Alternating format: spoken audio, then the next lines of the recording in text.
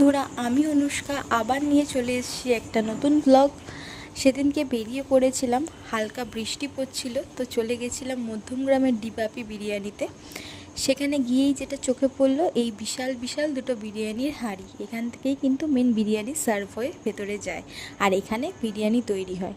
তো ভেতরে ঢুকে বসার পরেই বিরিয়ানি অর্ডার করে দিয়েছিলাম। আমরা ট্রাই করেছিলাম এখান থেকে মাটন বিরিয়ানি।